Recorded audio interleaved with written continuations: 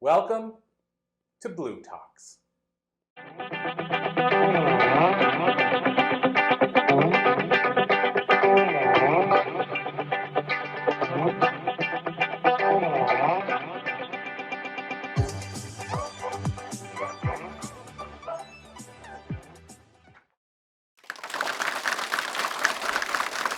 Welcome back to bLU Talks, and we're doing an interview again here at Columbia University. I'm Rich Bontrager, and I'm got the opportunity to talk to Brenda today, and Brenda's going to completely turn us a different direction. Fashion, entrepreneurship. What else do you do, Brenda? I do everything, a little bit of everything. A little bit of everything. I'm Jamaican, so I make that joke all the time. If you know about Jamaicans, Jamaicans love to work. You know, I'm a first generation American, so I have a lot of things that I do. So besides fashion, I'm a fashion stylist, I'm a personal stylist, producer, an author, public speaker. What else do I do? Those are the main things that I do right now. So I just use it from different branches of fashion to help enlighten my life in different areas. So where did you start with all that? Because you do wear different hats, but Yeah. You were telling me it all came together. But where did you start? It did. So I started out with personal styling. So to be completely honest, I started my business in 2019. And then I got divorced 6 months later, and then the pandemic happened. So I started off creating content, as an influencer. And I was like, I really want to be a stylist, but, I'm not sure which direction to go in. I kind of, it kind of handled itself. So I started, going to business classes. As the previous speaker mentioned, you have to develop your skills. You have to pay for coaching. You have to go to the places where the people are at that you want to be. Events, networking events like this one. You have to be where the people are at. So then I got into personal styling. I got my first job styling a designer's clothing line. I did a test shoot that was insane. It was very, very long, and then I got into, slowly but surely, I started writing, and I released my first book Black Friday last year. It was a #1 bestseller. It was #1 on Amazon for a couple of days. I'm really proud of that. And then earlier this year, it's like when things started happening, they started happening all at once. Yeah, everything takes off. The momentum takes off. Yeah. And I have to say the momentum started when I quit my day job a year and a half ago. That's when things started coming together for me. So back to this year, I produced my first fashion show for New York Fashion Week in February. And, I did my, public speaking after that. So it's starting to build for me. It's starting to build in that direction. So when it comes to fashion, I had a daughter that was very interested for many years. She used to doodle and design amazing things with crayons. And she got really Sharpie pens and better at it. How did you get interested in that? How did I get interested in that? So that sounds like fashion design. Okay. And I was interested in fashion design when I was younger. At the time, I was probably about 7 or 8. I didn't know there was a styling job. I just thought you had to be a fashion designer. Okay. So I started that. I bought a sewing machine. It wasn't 100% for me. Did she have a sewing machine? She did the very same thing. Keep going. Yep. So I had a sewing machine, and I'm like, this is not as easy as I thought. It's a hard job. Yes. It's a hard job. So I wrote about that in my book. It's called Style by Independence. It's on Amazon. It's a #1 best-selling book. I'm going to keep saying that. It's on Amazon. So I started that direction. I'm like, okay, fashion design. Then I'm like, this is a hard job.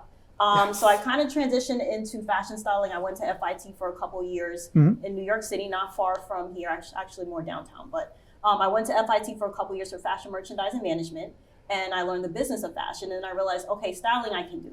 With the right business backing, I can do styling. I can, make people feel like themselves and, translate their personality to the clothes, kind of. So is that personal branding and styling? So you're helping with the color schemes, the way it all fits their body, their personality, all that together? All that together. So personal branding is a speech that I gave this past weekend, actually, in Times Square at the Trip by Wyndham Hotel in Times Square. I did a speech about personal branding. Okay. And that's something that's important for business owners. It's important to look like who you want to look like in the industry that you're looking like. So how do you help people do that? Because a lot of people come in, they think they know what they want to look like, but you have the eye for that's really it. How do you help them do that? Yeah, so a lot of it is with your personality. It's with your industry. So, I have styles that I divide into 3 categories. I divide it into really conservative, where you don't like a lot of colors and prints. Then there's fashion forward, where you love it all. You're loud, you're bold, you're proud. And I want people to be who they are. And then there's people who are somewhere in the middle. So whatever your personality type is, I try to fit that into whatever your industry is. So if you're in finance, you're conservative, but you can also find ways to insert your personality. If you're, a chef or a restaurateur, entrepreneur, whatever it is, we try to fit your personality into whatever the industry standard is of it. So if you're a businessman, you're probably not going to wear loud suits because, or like in finance profession. Yeah, right. You're Yes. probably not going to wear loud suits because people will be like, who is this person? I don't trust them. If you're an entertainer, that's more acceptable, but I just try to fit your personality into what you do industry specifically. So when it comes to the current marketing branding, because everyone's buzzing about it right now, what are some of your tips on all this marketing branding stuff? Marketing, branding, number one, social media. So, you can't have, for me, I don't know how to do a business without social media because that's how I started. It's the easiest way. I am a mother, I'm a single mother. I don't have a lot of time. So everything I do is scheduled, it's specific, it's targeted, it's effective. The reason why I'm here, it's effective because I'm very clear about what it is that I do. So my tips is social media. Make sure that whatever it is that you do, it's consistent across the board. You're talking about it on your social media platforms. You're filming what you do. You're posting what you do. I'm here making BTS content as we speak. Like everything that you do has to be intentional. Yes. Do not waste any time. So with these current modern trends, and again, videotape everything, you make shorts out of everything now. So it's long content, short content. What about now translating into books? Because a lot of people are already taking their content and now turning it into audio clips, book clips. How do you blend all that together for branding? For branding. So what do you mean like book clips? Like writing a book about Yeah, what you do? so they'll take the video or the audio and they transcribe it into a book and it all becomes a seamless product out of one live event. Oh, that's awesome. I didn't know you could do that. Oh yeah, you can do this. So I didn't know that was part of how you help people to take one piece of content make a book. and create multiple layers of products like that. Yes. Oh, okay. I take one content and I break it into different links. So I'm on TikTok, I'm on Instagram, I'm on LinkedIn, YouTube. Like I take it and I spread it out based on whatever the platform is. So LinkedIn likes, pictures and nice stories about how you overcame the adversity. I put that on LinkedIn. Instagram loves pretty pictures. People living their best life. Nice short caption. That's Instagram. TikTok likes, they're changing. TikTok likes long form video of you explaining how to do things. Like TikTok is big in how-tos. How do you do this? The start process, the finish process. My biggest videos are me starting with nothing and ending with something amazing. TikTok loves that kind of stuff. So I break it up based on the algorithm and I spread it out for like a couple weeks, and then I change the topic.